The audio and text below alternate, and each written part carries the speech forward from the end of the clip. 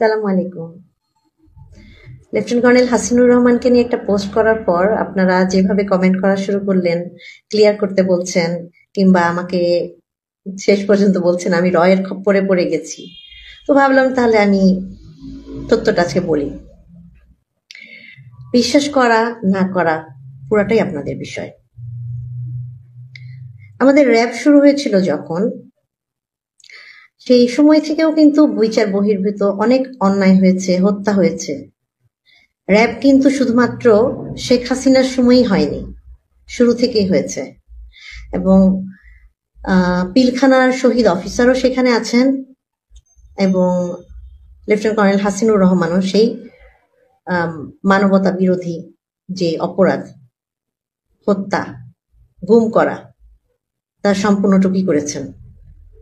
সেটা আজ যদি আমি মনে করি যে আমি পাওয়ারফুল, আমি পাওয়ারটাকে ইউটিলাইজ করে বিচার বহির্ভূত হত্যা করলাম, সেটাকে কি আপনি বলবেন যে আমার উপরে যখন জুলুম হবে সেই সময় আমি হয়ে যাব ভিকটিম? আর আমি যখন কাউকে ভিকটিমাইজ করেছিলাম তখন সেটা ভিকটিমাইজ ছিল না।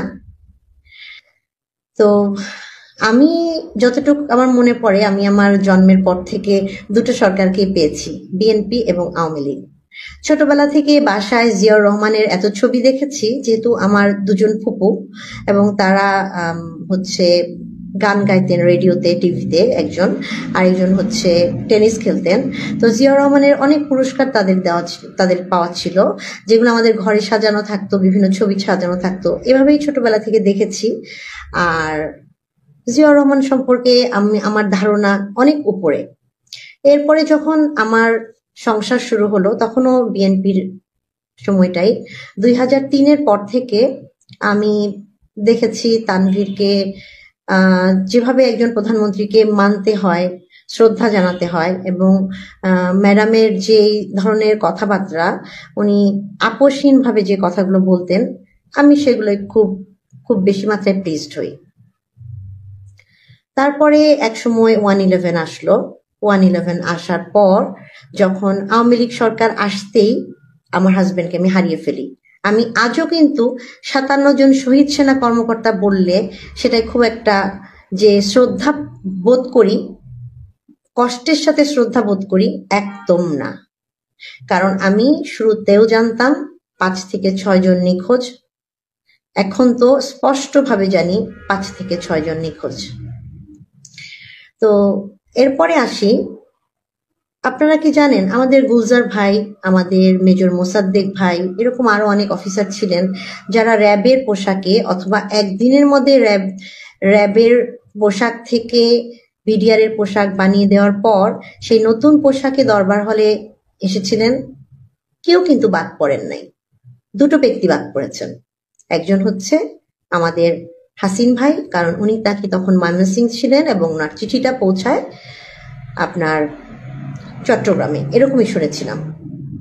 আর দ্বিতীয়জন হচ্ছেন মেজর জাহিদ ভাই, যিনি স্বেচ্ছায় জয়েন করেননি।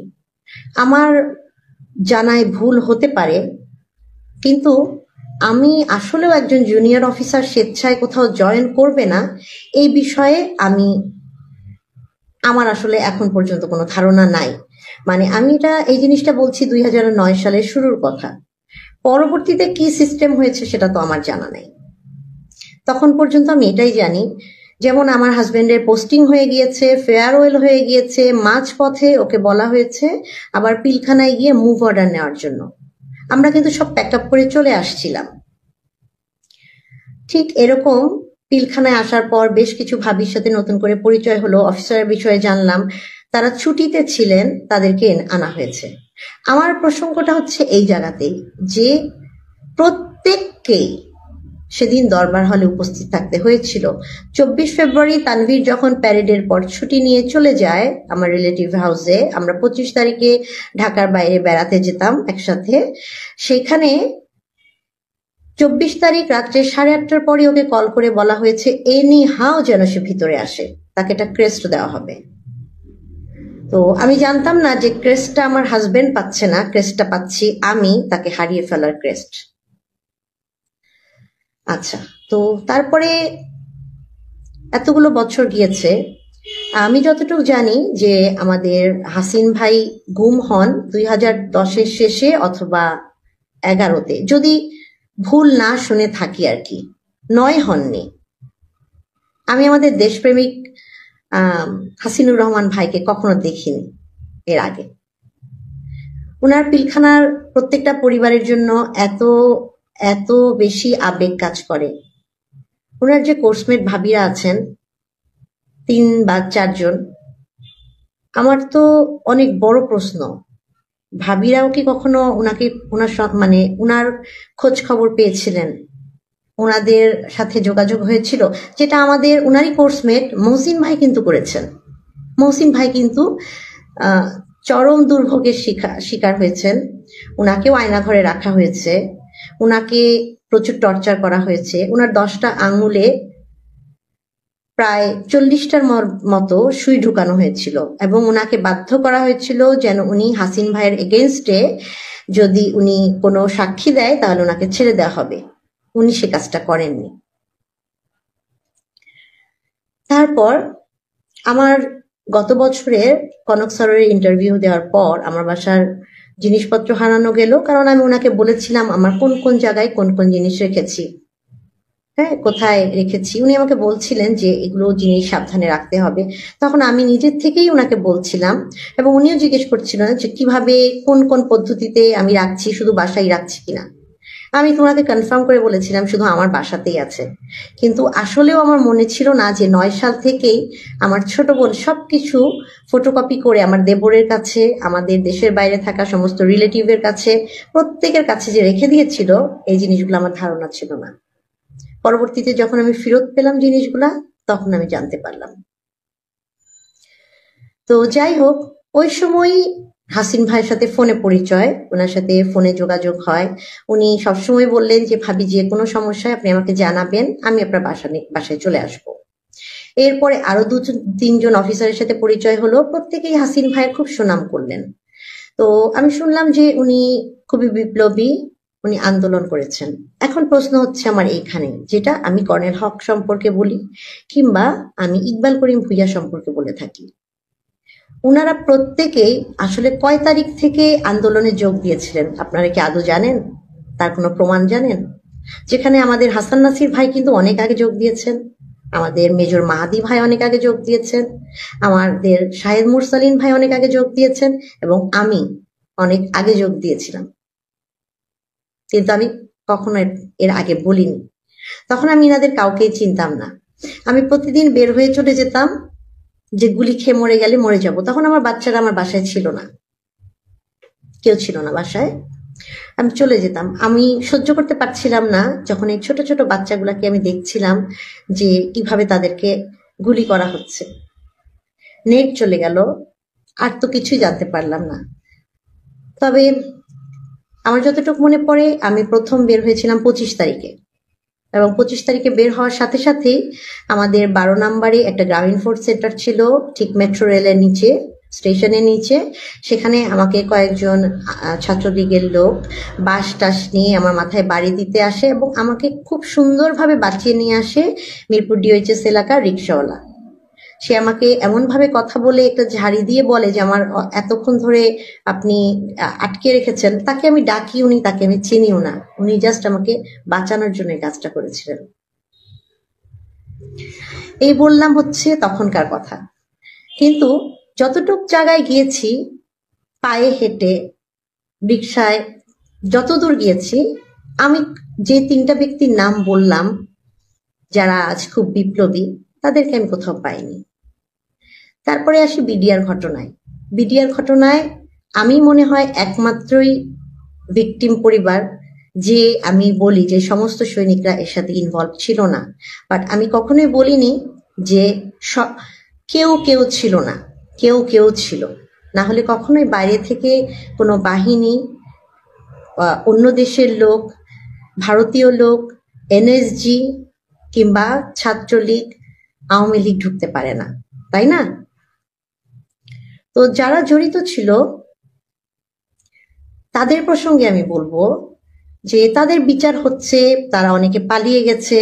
তবে যেই ব্যক্তি সরাসরি আমার সাথে বেয়াদবি করেছে, যেই ব্যক্তি আমার চোখের সামনে আমাদের লেফটেন্যান্ট কর্নেল ভাবিদের সাথে চরমভাবে বেয়াদবি করেছে, যেই দুজন তিনজন ব্যক্তি একটা গাছের নিচ থেকে ফোনে মেসেজ করার জন্য মেজর মামুন ভাইকে ধরে নিয়ে এসে কোয়ার্টার গার্ডের সামনে প্রত্যেকের সামনে প্রচুর মারধর করে পরে গুলি করে মেরে ফেললো। তারপরে সেখানে পানি দিয়ে ধোয়া হলো সেই জায়গাটা, তারপর ওই জায়গায় টেবিল বিছিয়ে কিছুক্ষণ পর অস্ত্র জমা হলো। যেহেতু আমরা রাত দিনের তফাৎটুকু বুঝতে পারছি, আমাদের কারো কাছেই কোনো ঘড়ি মোবাইল কিছু ছিল না।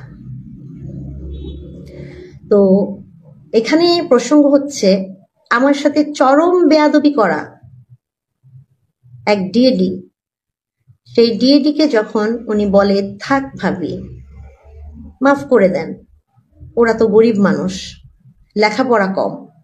আমার প্রশ্ন হচ্ছে আমাদের ভাবিদের সাথে যে বেয়াদবি আচরণ হয়েছে, যদি ওনার স্ত্রীর সাথে হতো, ওনার বড় বড় 3টা মেয়ে আছে, যদি তাদের সাথে হতো, আর আমি যদি বলতাম থাক ভাই গরিব মানুষ, শিক্ষা কম, বুঝে কম, মাফ করে দেন, উনি মাফ করে দিত না। যখন আমার আব্বুর মতো বয়সী হাসান নাসির ভাই এবং আমার আব্বুর পরেই যদি আমার চাচা থাকতো, আমি যেই চোখে তাকে দেখতাম, যেহেতু আমার ছোটবেলায় আব্বুকে হারিয়েছি, আমি হাসান নাসির ভাইকে ঠিক তাই মনে করি। কারণ আমি উনার কাছ থেকে এবং ভাবির কাছ থেকে ততটুকুই স্নেহ, ভালোবাসা, সম্মানটাও পেয়েছি। অথচ ওনার সাথে আমার জীবনে কথাবার্তাই খুব কম হয়েছে। তো যখন ওনাকে নিয়ে আমার ফেসবুকে ফটোকার্ড বানানো হলো, আমাকে মেসেঞ্জারে জঘন্য জঘন্য কথা বলা হলো, যেহেতু হাসান নাসির ভাই রেগুলারলি বিভিন্ন লাইভ করে থাকেন, সেই সমস্ত লাইভের নিচে বাজে কমেন্ট শুরু হলো আমাকে নিয়ে, তখন প্রত্যেকটা আমার পরিচিত অপরিচিত প্রত্যেকটা অফিসারকে আমি দেখেছি এটা নিয়ে প্রতিবাদ করতে। কারা করেননি? আব্দুল হক। আর কারা করেননি? Lieutenant colonel Hasinur Rahman. একটু পিছনে যান, যদি কষ্ট করে একটু ঘেটে দেখেন, সেই যেখানে এ ধরনের কথাবার্তাগুলো ছিল না, কখনো হাসিন ভাই সেটা থামানোর চেষ্টা করেছেন না কিছু করেছেন। বরঞ্চ আমাদের কোর্সমেট ভাই মেজর জিয়া ভাইকে নিয়ে একটা লাইভ চলাকালে আমাকে নিয়ে বাজে কমেন্ট হচ্ছিল, সেখানে আমি ছিলামও না। সেখানে ইলিয়াস ভাই সেটাকে পিন করে এবং তার উত্তর দেয়। সেই মুহূর্তে ইলিয়াস ভাই একটা কোশ্চেন করে আমাদের হাসিন ভাইকে যে হাসান নাসির স্যারকে নিয়ে হচ্ছে, তাহলে মানে এরকম তো কখনো দেখি না হাসিন স্যারকে নিয়ে হতে। তখন উনি কি বলেন? উনি মামুন খালেদের সাথে কথা বলবেন। মামুন খালেদ কে? পিলখানা হত্যাকাণ্ডের। উনি ক্যান্টনমেন্টে মব করবে। উনি ক্যান্টনমেন্টে মব করবে কেন? উনি একজন আর্মি অফিসার ছিল তাই? উনার চরিত্র নিয়ে কথা বলতে গেলে উনি ক্যান্টনমেন্টে মব করবে, কিন্তু একজন শহীদের স্ত্রীকে নিয়ে যখন তার সিনিয়র অফিসারকে নিয়ে নোংরা কথা বলা হচ্ছে, উনিও খুব ভালো করে জানেন যে হাসান নাসির ভাই আমাকে মেয়ের মতো ছোট বোন মনে করে। তারপরেও উনি কখনো মুখ খুলেননি, কখনো না, কখনো না। যে অফিসাররা আমাকে দেখেনও নাই আজ পর্যন্ত, তারাও আমাকে নিয়ে মুখ খুলেছেন, তারাও এটার প্রতিবাদ জানিয়েছেন, তারাও হাসান নাসির ভাইয়ের এই ধরনের নোংরা কথাবার্তা হওয়ার জন্য প্রতিবাদ করেছেন। আমাদের দুইজনকেই ফোন করে বোঝানোর চেষ্টা করেছেন। এবং নাসির ভাবি আমার জন্য একটা ব্লেসিংস। ঠিক আমার বড় বোন, আমার খালা থাকলে যা করতো উনি ঠিক তাই। তাদের এই ঋণ আমার পক্ষে কখনো শোধ করা সম্ভব না। আর অন্যদিকে যখন এগুলো জিনিস হয়নি, সেটা ছিল 29 ডিসেম্বর 2024। আমি হাসিন ভাইয়েরই শহীদ পরিবারের একজন ভাবির কথায় ওনার বাসায় যাই, সেই ভাবিও আসেন এবং আমার সাথে আমাদের মিসেস মমিন ভাবি ছিলেন। সেই দিন হাসিন ভাবি আমার সাথে খুব মিসবিহেভ করেন, কিন্তু আমি বুঝতে পারিনি। আমি শুনেছিলাম উনি অসুস্থ, সেই জন্য হয়তো মিসবিহেভ করছেন। ইনফ্যাক্ট উনি আমাদের দুই ভাবির সাথেই করছিলেন, জুনিয়র দুই ভাবির সাথে, কিন্তু আমরা আসলে খুব একটা বুঝে উঠতে পারিনি। এটা বুঝে উঠলাম কখন জানেন?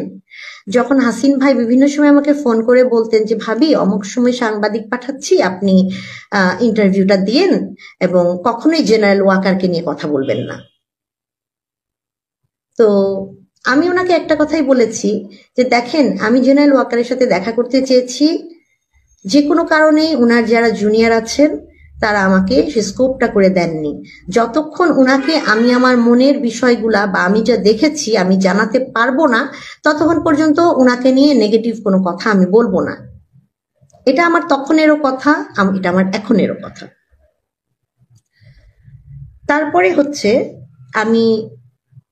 তারপরে হচ্ছে আমি যখন ইন্টারভিউ দেওয়া শুরু করলাম এরকম, তো হঠাৎ করে একদিন কোনো একটা সমস্যা সম্ভবত হয়েছিল ইন্টারভিউ নিয়ে, আমি হাসিন ভাইকে ফোন করেছিলাম। আমি ওনাকে জীবনে খুব কম সময় ফোন করেছি, হায়েস্ট 4 বার পুরাটা জীবনে। হাসিন ভাবি ফোনটা ধরলেন এবং আমার সাথে যথারীতি মিসবিহেভ করলেন। কেন করলেন সেটার কারণও আমি জানি না। আমি একদম পুরাপুরি কমিউনিকেশন করা বন্ধ করে দিলাম। তারপরে মিনহাজ ভাই বলে আমাদের প্ল্যাটফর্মে কাজ করেন একজন ভাই আছেন সিভিল, যদি অত্যন্ত প্রয়োজন হয় মিনাজ ভাইকে জানাতে হয়, মিনাজ ভাই সেই জিনিসটা গিয়ে না আপনার হাসিন ভাইকে জানান। আমার কাছে জিনিসটা ভালো লাগলো না, যেহেতু নাসির ভাইকে আমি বললাম যে আমি কোন চোখে দেখি, আমি প্রচন্ড শ্রদ্ধা করি, কিন্তু এগুলো বলার মতো আমার কাছে খুব ছোট লেগেছে যে আমি ওনাকে কিভাবে এই কথাগুলো বলি। এরপরে একদিন আমরা একসাথে বসেছি, সেখানে নাসির ভাবি ছিলেন, নাসির ভাই ছিলেন, তারপরে হচ্ছে মিনহাজ ভাই ছিলেন এবং হাসিন ভাই ছিলেন। কি একটা কথা উঠায়, সম্ভবত হাসিন ভাবি ফোন করেছেন, তখন আমাকে চুপ থাকতে বলছেন। এবং কথাটা কি হয়েছিল জানেন, যে আমার কথা যদি জানতে পারে তাহলে আমাকে ঝাড়ু পেটা করা হবে। এখন প্রশ্ন আসছে, এই যে আমাকে নিয়ে নাসির ভাইকে নিয়ে এতগুলো কথাবার্তা জড়ানো হলো, হাসিন ভাইকে নিয়ে কিন্তু কখনো হয়নি। যেখানে হাসিন ভাই আমার 3 গলি পরে থাকে এবং আমার ঠিক পিছনেই থাকে, উনি যেদিকেই যাক আমার বাসা ক্রস করে ওনাকে যাওয়া লাগবে। কোনো সময় কিন্তু হাসিন ভাইকে নিয়ে কোনো কথা কখনোই হয়নি। কিন্তু খুবই অদ্ভুত একটা বিষয় যে ওনাকে নিয়ে কথা বলে উনি ক্যান্টনমেন্টে মব করে ফেলবে, বাট যখন কোনো শহীদের স্ত্রীকে নিয়ে, কোনো ভিকটিম পরিবারকে নিয়ে কথা হয়, উনি কিন্তু মব করেননি। তারপরে আসি হচ্ছে উনার কাছে কারা ফোন দিত, উনি নিজে বলেছেন, ওনার নিজ মুখে কথা, শুধু আমি শুনিনি, আরো অনেকেই আছেন, প্রয়োজনে আমি তাদের নামও বলবো এবং তারা স্বীকারও করবেন। উনার কাছে 1/11-এর সময় পালিয়ে যাওয়া কিছু অফিসার আছেন, কিছু অপরাধী আছেন, তারা বিদেশ থেকে ফোন করে ওনার কাছে মাপ চায়। আমাদের শহীদ ফ্যামিলির কিছু ভাবি আছে যারা বিভিন্ন ভাবে আওয়ামী লীগের সাথে জড়িয়ে গিয়েছিলেন, তারা ওনার কাছে ফোন করে মাপ চায়। এখন প্রশ্ন হচ্ছে, ডেপ্রাইভ হয়েছি পিলখানা ঘটনায় আমি এবং মমিন ভাবি, উনার কাছে কেন মাপ চাইবে এবং উনি কেন মাফ করে দিবেন তাদেরকে? ঠিক সেই কথার মতো যে বিডিআর এর যেই সোলজার, যে ডিএডি আমাদের সাথে বেয়াদবি করেছে, উনি আমাকে বলছেন, থাক না ভাবি, ওরা তো কম লেখাপড়া জানে, বুঝতে পারে নাই ভাবি, মাফ করে দেন। কি হবে এগুলো, পুরানো জিনিস কি আর ফেরত আসবে? আপনারা নিজের বিবেককে জিজ্ঞেস করবেন আমার এই কথাটা শোনার পরে, জিজ্ঞেস করবেন নিজের বোনকে যখন কেউ কথা বলবে, নিজের ওয়াইফকে যখন কেউ কথা বলবে, নিজের মাকে যখন কেউ কথা বলবে, নিজের মেয়েকে যখন কেউ কথা বলবে, তখন কেমন লাগবে যে মাফ করে দেন। তারপর আমি যে জিনিসটা একেবারেই পছন্দ করি না সেটা হচ্ছে বাংলাদেশের পলিটিক্স। মুখে কোনো কথা ঠিক নাই, যখন যেটা মন চাচ্ছে সেটাই হচ্ছে। এই পর্যন্ত যেটা দেখে এসছি বড় হওয়া পর্যন্ত, ভবিষ্যৎ তো বলতে পারছি না। তো যাই হোক, এরকম পলিটিক্যাল চিন্তা আমার একেবারেই নাই। যেন আমি কার কোন জিনিসটা খারাপ, কোনটা ভালো হচ্ছে আমি যেন বলতে পারি, আমি সেরকম একটা মনে করি যে হ্যাঁ আমি যেন সেরকম অ্যানালিস্ট হতে পারি। বাট আমি কখনোই কোনো পলিটিক্যাল সাইডে জড়ানোর কোনো চিন্তাই আমার মাথায় নাই। সেখানে দেখছি হাসিন ভাই যোগ দিয়েছেন বিএনপিতে, কিন্তু উনি জামাতের হয়ে কথা বলছেন, বিকজ ওনার ওয়াইফ হচ্ছেন জামাত। আচ্ছা, এদিকে আবার কয়েকদিন আগে উনি খুব জামাতকে প্রমোট করলেন, আজ কিছুক্ষণ আগে উনি জামাতকে গালিগালাজ করছেন, একদম লিটারেলি আমি যে ভাষায় বললাম সেভাবে।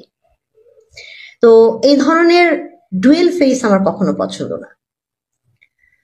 তারপরে আমি আপনাদেরকে যে কথাটা বললাম যে চিঠি যাওয়ার ব্যাপারটা পিলখানাতে, ওনার চিঠি কিরকম করে চট্টগ্রাম বা পার্বত্য চট্টগ্রামে পৌঁছালো এবং উনি সেই চিঠি পেল পরে, এটা তো কখনো সম্ভব না। 2009 সাল পর্যন্ত আর্মিতে কখনোই সম্ভব হয় নাই। হ্যাঁ, তারপরে উনি গুম হলেন, ওনার প্রতি আমাদের যথেষ্ট সিম্প্যাথি আছে। আমরা সবসময় চাই উনি ওনার ফ্যামিলি ভালো থাকুক, বাট এতগুলো মানুষ গুম ছিলেন, কাউকে ইকবাল করিম ভুইয়া ফেভার করেননি। উনাকে আর ওনার ফ্যামিলিকে কেন করলেন? ইভেন বরখাস্ত অফিসারের প্লটটা নিয়ে নেওয়া হয়, এটা উনার কথা। হ্যাঁ, যার কারণে ইকবাল করিম ভুইয়া এটা ওনার ওয়াইফের নামে করে দেন। যেখানে ইকবাল করিম ভুইয়াকে আমি 4টা অ্যাপ্লিকেশন দিয়েছিলাম, শুধুমাত্র চুপ করে ডিএনএ টেস্ট করে আমাকে জানিয়ে দিবে যে তানভীর ওইটাই নাই। আমি জানি নাই, কিন্তু আমি চেয়েছিলাম যে আমার মনে একটু শান্তি হোক, যে হচ্ছে আব্দুল মুবিন যখন সেনাপ্রধান ছিলেন তখন দাফন হয়েছিল একটা ফেক ডেড বডি। তো এরপরে যখন ইকবাল করিম ভুইয়া আসলেন, আমি ওনার কাছে অ্যাপ্লিকেশনটা দিলে উনি যদি আমাকে এটা জানিয়ে দিতেন, আমি খুব মনে একটা তৃপ্তি পেতাম। তো অদ্ভুত একটা বিষয় যে ওনাকে নিয়ে কথা বলে উনি ক্যান্টনমেন্টে মব করে ফেলবে, বাট যখন কোনো শহীদের স্ত্রীকে নিয়ে, কোনো ভিকটিম পরিবারকে নিয়ে কথা হয়, উনি কিন্তু মব করেননি। তারপরে আসি হচ্ছে উনার কাছে কারা ফোন দিত, উনি নিজে বলেছেন, ওনার নিজ মুখে কথা, শুধু আমি শুনিনি, আরো অনেকেই আছেন, প্রয়োজনে আমি তাদের নামও বলবো এবং তারা স্বীকারও করবেন।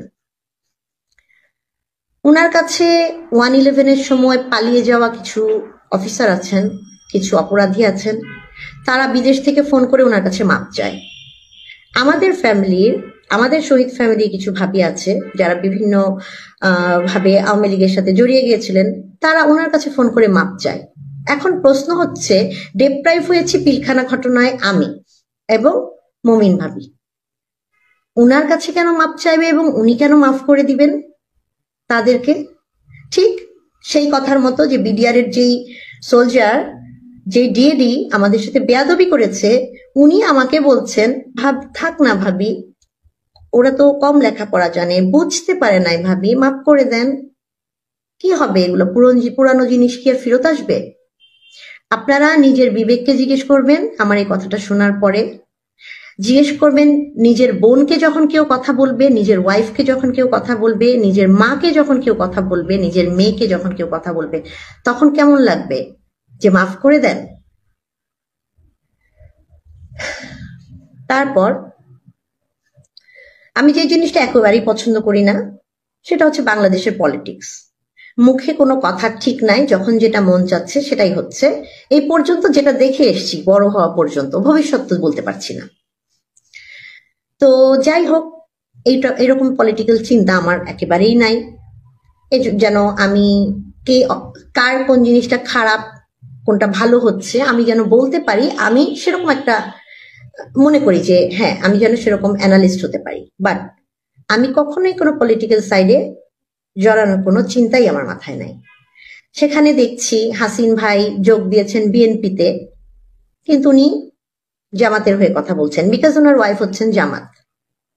আচ্ছা, এদিকে আবার কয়েকদিন আগে উনি খুব জামাতকে প্রমোট করলেন, আজ কিছুক্ষণ আগে উনি জামাতকে গালিগালাজ করছেন, একদম লিটারেলি আমি যে ভাষায় বললাম সেভাবে। তো এই ধরনের ডুয়েল ফেস আমার কখনো পছন্দ না।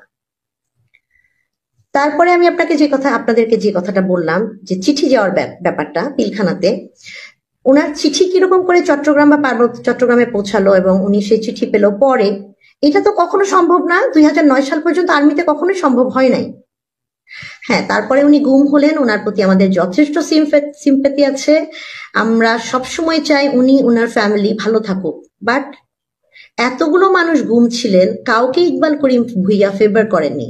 উনাকে আর ওনার ফ্যামিলিকে কেন করলেন? ইভেন আমি হাসিন ভাইকে ফোন করেছিলাম, আমি ওনাকে জীবনে খুব কম সময় ফোন করেছি, হায়েস্ট 4 বার পুরাটা জীবনে। হাসিন ভাবি ফোনটা ধরলেন এবং আমার সাথে যথারীতি মিসবিহেভ করলেন। কেন করলেন সেটার কারণও আমি জানি না। আমি একদম পুরাপুরি কমিউনিকেশন করা বন্ধ করে দিলাম। তারপরে মিনহাজ ভাই বলে আমাদের প্ল্যাটফর্মে কাজ করেন একজন ভাই আছেন, সিভিল। যদি অত্যন্ত প্রয়োজন হয় মিনাজ ভাইকে জানাতে হয়, মিনাজ ভাই সেই জিনিসটা গিয়ে না আপনার হাসিন ভাইকে জানান। আমার কাছে জিনিসটা ভালো লাগলো না, যেহেতু নাসির ভাইকে আমি বললাম যে আমি কোন চোখে দেখি, আমি প্রচন্ড শ্রদ্ধা করি, কিন্তু এগুলো বলার মতো আমার কাছে খুব ছোট লেগেছে যে আমি ওনাকে কিভাবে এই কথাগুলো বলি। এরপরে একদিন আমরা একসাথে বসেছি, সেখানে নাসির ভাবি ছিলেন, নাসির ভাই ছিলেন, তারপরে হচ্ছে মিনহাজ ভাই ছিলেন এবং হাসিন ভাই ছিলেন। কি একটা কথা উঠায়, সম্ভবত হাসিন ভাবি ফোন করেছেন, তখন আমাকে চুপ থাকতে বলছেন। এবং কথাটা কি হয়েছিল জানেন, যে আমার কথা যদি জানতে পারে তাহলে আমাকে ঝাড়ু পেটা করা হবে, অনেক ফেভার করেন, ওনাকে ডিভিশন করে দেন। তো সেই সময় তো আয়না ঘরে, জেলখানাতে আরো অনেক মানুষ ছিল, ওনাদেরকে কেন করে দেননি ইকবাল করিম ভুইয়া? তো যেটাই হোক, এই পার্সোনাল কৃতজ্ঞতা বোধ থেকে, যেখানে আমরা জানি যে জেনারেল ইকবাল করিম ভুইয়া আমাদের জন্য কতটা ক্ষতিকারক হবে, দেশের জন্য ক্ষতিকারক হবে, উনি উঠে পড়ে কাজ করে যাচ্ছেন জেনারেল ইকবাল করিম ভুইয়াকে কোনো না কোনো ভাবে দেশের বড় কোনো জায়গায় বসানোর জন্য। সেটা তো আমরা মেনে নিতে পারি না, তাই না? আর আপনারা যদি না জেনে থাকেন তাহলে আপনারা কাইন্ডলি জেনে নেবেন যে দেশের আসলে কত % মানুষ সেটা চায়। এখন আসি বিচার বহির্ভূত হত্যা সম্পর্কে। তো এই বিচার বহির্ভূত হত্যা যেরকম র্যাবের শুরু থেকে হয়েছিল, হ্যাঁ, তো সেখানে কিন্তু আমাদের লেফটেন্যান্ট কর্নেল হাসিন ভাই সরাসরি এটার সাথে জড়িত। ওনার কি কোনো বিচার হচ্ছে? উনি তো ঠিকই ওনার সাথে যা অন্যায় হয়েছে এটার পক্ষে কথা বলছেন। আমি একটা সময় দেখলাম উনি খুব তানভীরকে নিয়ে কথা বলছেন, আমি খুবই প্লিজড তখন, আমি ওনাকে অত্যন্ত বিশ্বাস করি। উনি আমাকে বলল, ভাবি আপনি একটা বই লেখেন, আপনি আমাকে সবকিছু লিখে দেন, আপনি মিনহাজকে দেন, আমি এটা আমার দেশ থেকে পাবলিশ করাই দিব, এবং কিভাবে শর্টকাটে লিখতে হয়, যে 3 দিন বা 5 দিনে কিভাবে বই লিখবো। তখন আমি বললাম, ভাই আমি এভাবে লিখবো না, যেভাবে লিখতে হওয়ার বইটা আমি যতটুকু বাংলা পারি সেইভাবে আমি সুন্দরভাবে লেখার চেষ্টা করব। আমি একটু দীর্ঘ সময় নিয়ে এপ্রিলের মধ্যে এটা রেডি করি, এবং তারপর পরই হচ্ছে আমার গুম কেসে সবকিছু রেডি করি। এই তখন থেকে আমার চেনা শুরু হলো। আমি দেখলাম উনি যেখানে আমাকে নিয়ে এত কথা বলতো, তানভীরকে নিয়ে বলতো, যখনই আমার সফট কপিগুলো পেয়ে গেল উনি আর আমাকে নিয়ে কোনো কথা বলেন না, উনি আর তানভীরের নিখোঁজের প্রসঙ্গ নিয়ে কোনো কথা বলেন না। তারপরে এরকম করে দিন যেতে থাকলো, ওনার সাথে আমার কোনো যোগাযোগ হয় না। এক অনুষ্ঠানে গেলে উনি আমাকে কথা বলেন না, মুখ ফিরিয়ে রাখেন, আমার জানা নাই ঠিক কারণটা কি। এবং একটা পর্যায়ে যে আমার সাথে কর্নেল হক অনেক বেয়াদবি করলেন, মিথ্যা কথা বলে আমার নামে একটা অভিযোগনামা রেডি করলেন। সেটা রেডি করার পর সেটা নিয়ে রাওয়াতে অনেক অফিসার যাদেরকে আমি চিনি না তারাও কথা বলেছেন, এবং রাওয়ার এসি মেম্বাররা সেটা প্রতিবাদ করেছেন, বাট হাসিন ভাই করেননি। সেই হাসিন ভাই সেই রাওয়ার প্ল্যাটফর্মটা নিয়ে আর ব্যারিস্টার সারোয়ার ভাইকে নিয়ে আমার যে কেসটা, যে তানভীর আমাকে দরবার হল থেকে বলেছিল যে এনএসজি চারিদিকে বিডিআর পোশাকে হিন্দি ভাষীরা আছে, এবং আমার চোখের সামনে তারপরে যে 3টা হিন্দি ভাষী পড়লো আমাকে ধরে নিয়ে যাওয়ার ঠিক আগ মুহূর্তে আমার বাচ্চাদের তারা চেক করেছিল, তাদের মধ্যে আমি জিনিসটা যেটা দেখলাম, আমি গল্প লেখার মধ্যে যেভাবে যেই ওয়ার্ডের পরে যেই ওয়ার্ডটাকে অ্যাড করেছি পেপারে ঠিক সেইভাবে লেখা আসছে। এটা কি হওয়া সম্ভব?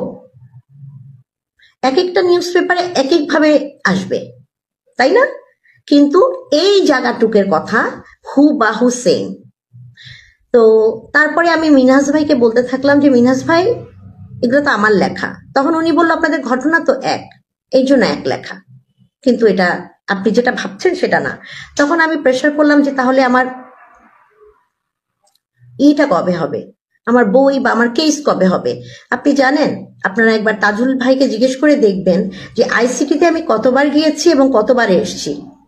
আমি গিয়েছি আজ না কাল, কাল না পরশু করে হাসিন ভাই ফেরত নিয়ে এসছেন, এবং আলটিমেটলি 10 অগাস্ট সেই মেজর জাহিদ ভাইকে নিয়ে একটা গুমের মামলা হলো, ভাইয়ের হত্যা মামলা হলো, ভাবিকে গুম করা হয়েছিল এবং বাচ্চাদেরকে গুম করা হয়েছে।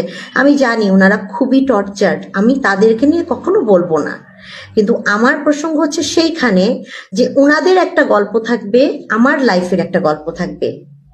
সেইখানে আমার গল্পটা শিফট হয়ে চলে গেল এবং তানভীর কাহিনীটাই সেখান থেকে মুছে গেল সেই অগাস্ট মাসের 10 তারিখের পর থেকে। এটা কি আমার জায়গায় যদি আপনারা থাকতেন আপনারা কি বলতেন বলেন?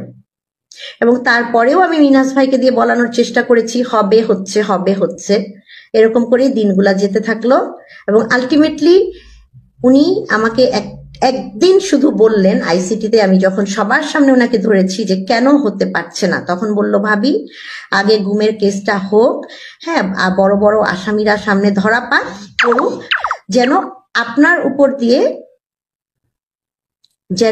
আপনার উপর দিয়ে কোনো রকমের জুলুম না হয়। আমার উপরে কোন জুলুমটা বাদ আছে আমি সেটা হাসিন ভাইয়ের কাছে জানতে চাই। ওনার ওয়াইফ যেই জুলুমটা করেছেন আমার সাথে, সেই জুলুমটা তো ওনার হাতের কন্ট্রোলে ছিল। ওনার মেয়ে আমাকে বলেছে এই নেশন নিয়ে কথা বলার মতো আমার কোনো অধিকার নাই, যেই মেয়ের বিয়ে হয়েছে। হ্যাঁ, তো আর পিছনে একটু বলতে চাই না, আমার কাছে অনেক কিছুর প্রমাণ আছে এবং আমি আমার প্রমাণ আমার কাছে রাখি না, আমি বিভিন্ন জায়গায় ছড়িয়ে রাখি, কারণ আমি জানি আমি খুব ইনসিকিউর আছি।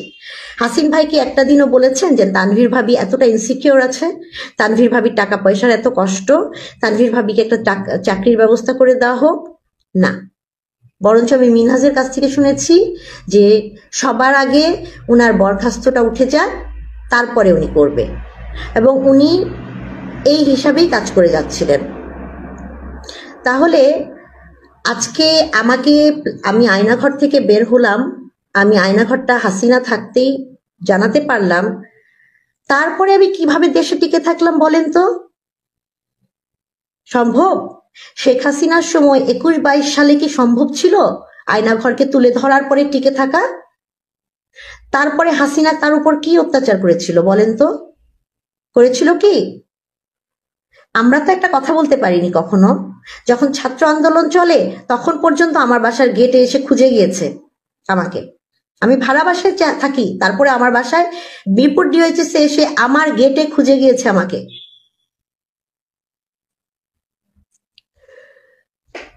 আর কোথায় হয়েছে এরকম? আজকে আমি যা বলছি আপনারা সেটা শুনবেন, তাই না? এখন আমি যখন যেটা বলবো সেটাই শুনবেন, সেটা আমি বানিয়ে বলি, সত্য বলি, মিথ্যা বলি, এটা কি ঠিক? আপনারা মিলান, আমাকেও বিশ্বাস করতে বলিনি, আপনারা মিলিয়ে দেখেন। আমাদের নেক্সাসের যে পুরো প্ল্যাটফর্ম, সমস্ত প্ল্যাটফর্মটা ভেঙে গেল কিভাবে আপনারা দেখেন।